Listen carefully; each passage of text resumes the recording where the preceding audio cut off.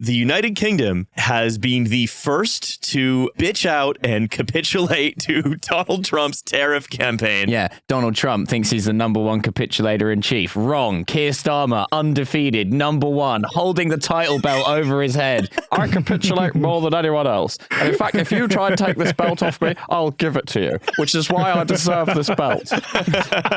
In fact, I'm going to give it to the first person who looks at me askance. I will hold my line on nothing. Nothing is more important to me than Atlanticism. So no, what has happened before we get to some more of the AI stuff that I've got here is, of course, that the first of the trade deals announced with the U.S. of sort of against its global regime of semi-randomly calculated tariffs has been the UK, of course, for a number of reasons. One of which is that we have a relatively balanced trade relationship. That was not a difficult deal to strike. But the other one, of course, is that Keir Starmer never misses an opportunity to miss an opportunity. It's called a grind set. Around the rest of the Anglosphere, right? Everybody else of his like broad political tendency has like reaped enormous gains electorally even, which is all they seem to care about, from being anti-Trump. And Starmer is saying, no, Atlanticism over everything. We will follow America into the pits of death. Yeah. Right. Have you considered that Keir Starmer could fix him? Yeah, maybe. Donald Trump's sleeping in a clothes nest right now. Yeah. And Keir Starmer is the kind of wholesome farm girl who could draw him out of his slump. Well, just like a nest of like big suits. Yeah. Ties and so on. Yeah, really big. One of those ties I could sleep in. They're huge. Yeah. So the firm details haven't yet emerged, but what's happened is at the average rate of tariffs for us importing to the U.S. is 10%, and them importing to us is about 1.8 down from 5%. So again, we have on their terms completely bitched out. Right. All it took was we're now also going to get American food imported here. Right. American food. Fantastic. The best kind, food. yeah. Yeah, the best food system in the entire world. That's what Americans are always telling me online, that British food is really bad and that their food is much better. There's like some Cheeto and Oreo brands that you can only get in the US, so actually I'm very supportive of We're like going to get flaming hot Cheetos. We're going to get Twinkies. Finally. Yeah, what do we even export to the US?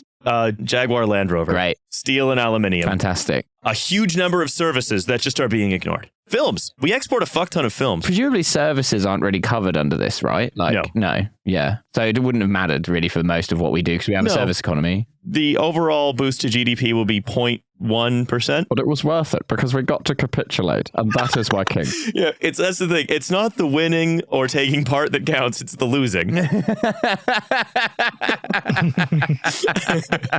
Basically. Yeah, I mean, trust Britain to be the first country to run up to the United States and just tongue its asshole. Yeah. Very embarrassing for all concerned, except, of course, in the World Cup of capitulating, where we have taken the number one spot. Yeah, for rimming our opponent. Yeah, that's right. It's unusual. It's a flair move. The rare double axle opponent rim.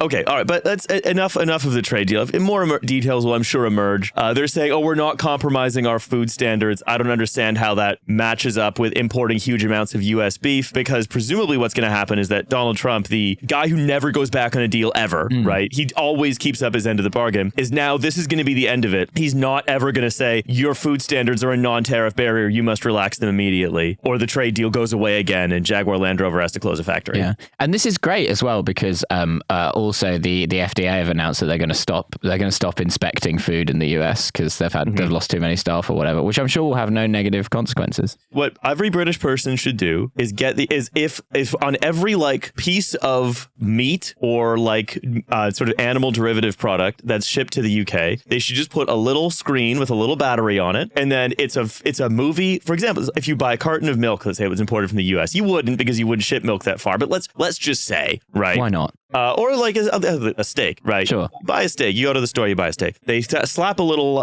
video on it. Yeah. And then... like cooler screens, but for your steak. Yeah, cool steak screens. You can recreate what the cow would have been like as a vibe with AI. And then you can decide if you think the cow has healthy vibes. Yeah, I like that. I think that'll work. Yeah, why not? It's an individual choice. You no longer have to bow to the woke FDA. Yeah. It's pretty fun that Britain is going to get to have mad cow disease twice. And like once we did it to ourselves and then the second time the Americans did it to us. It's like kind of like Terminator, you know? I mean, it's one of those things where it's like the first time we did it to ourselves and the second time we did it to ourselves again via America. Yeah. Sort of suicide by cop. Yeah. More like we went for America's service cow. You never grab for a man's service, gal. Okay. Yeah. Anyway, so I speak also about, I'm going back and also into my file of people using AI in horrifying ways that are especially connected to the hereafter and the spiritual. Oh. Where a court in, I believe, Arizona recently, this was in the last week, had a murder victim, someone who was killed in a road rage incident, had them give a victim impact statement after their death. Via AI. Okay, that's sick. Can we pull this up? Hello. Just to be clear for everyone seeing this, I am a version of Chris Pelkey recreated through AI that uses my picture and my voice profile. I was able to be digitally regenerated to share with you today. But here is insight into who I actually was in real life. Take a look. Who okayed that? That can't be admissible in court, surely. Well, it's a victim impact statement, but it does affect sentencing, and it did affect sentencing. Yeah, but that's what I mean. Surely a victim impact statement has to be given by like the victim or their family, or you can't have a computer, even in Arizona. Surely, Riley, please. No. Christopher Pelkey was killed in a road rage incident in 2021 in the city of Chandler. Pelkey's sister and brother-in-law used AI to recreate his image and voice likeness so he could give a speech to the courtroom about his life and the day he met Gabriel Horcasitas, who shot him during a confrontation on the road. The AI creation said, "In another life, Mr. Horcasitas, we probably could have been friends, but I believe in forgiveness." And then they had him forgive the guy that killed him. Wow. This really isn't the way I expected it to go. So it reduced the sentence? No. Oh. They were like, well, that guy was so nice. Now I'm even more mad at that guy for killing him. Kinda. All I can say is if you have a lawyer and that lawyer is like, yeah, we're going to get someone on the witness stand and they're going to be an AI, like you're going to jail. Yeah, I like that. We're going to get someone in the witness stand. The guy you killed, he's going to say you didn't do it. Yeah. Perfect. When you're on trial and your lawyer is horny John Cena, you're like, fuck, I'm going to jail, dude. And then you see the judge's horny Judi Dench and you're like, maybe I'm not actually. Yeah, so the AI video also included real video clips from videos taken while he was alive, along with some of his personality and humor. It's so funny of a guy who murdered you to say, in another life we might have been friends. And it's like, what evidence are you basing that on? That we have one instance to go off and you were like so far from being friends. Like as far from being friends as it's possible to get. Like that's like something you say about someone you bump into on the bus or something. In another life we might have been friends. And someone who shot you dead. Shot you dead.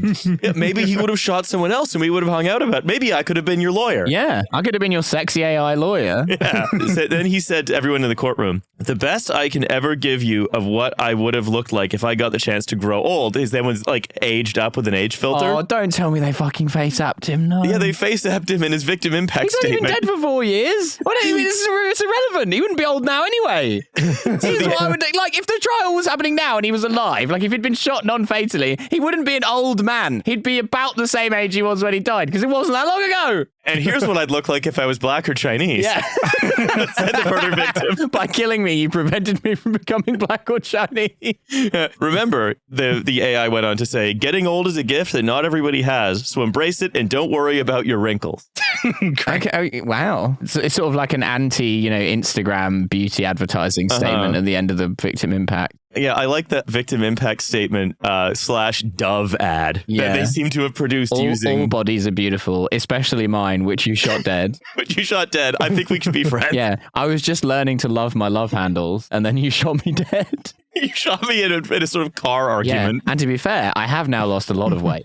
Yeah. But so the state asked for a 9.5-year sentence, but the judge ended up giving 10.5 after being so moved by the powerful video. Man, I have to say, America has, I think, possibly hands down the dumbest judges on the planet. Like, because they're all just like they all used to run a car dealership, and then you just run to be a judge. You don't even need to have qualification. And then it's just like, yeah, I was moved by this AI speech. Yeah, Judi Dench really turned it around for me. I was moved by this Dove ad that I watched. I would now like to put this guy in jail for longer. I want to put more plus size people in jail after watching that Dove ad. I really think we need to balance it out. When his family's asked about it, they were like, "Yeah, we tried to make as faithful a representation of him as possible, but you don't know who he was. All he was the person who lived inside your head. If you think that was a faithful representation, that was just just your perception of him. That's why I fucking hate this shit. Yeah, I really think more people need to have like a master's degree in philosophy before engaging with any of this stuff.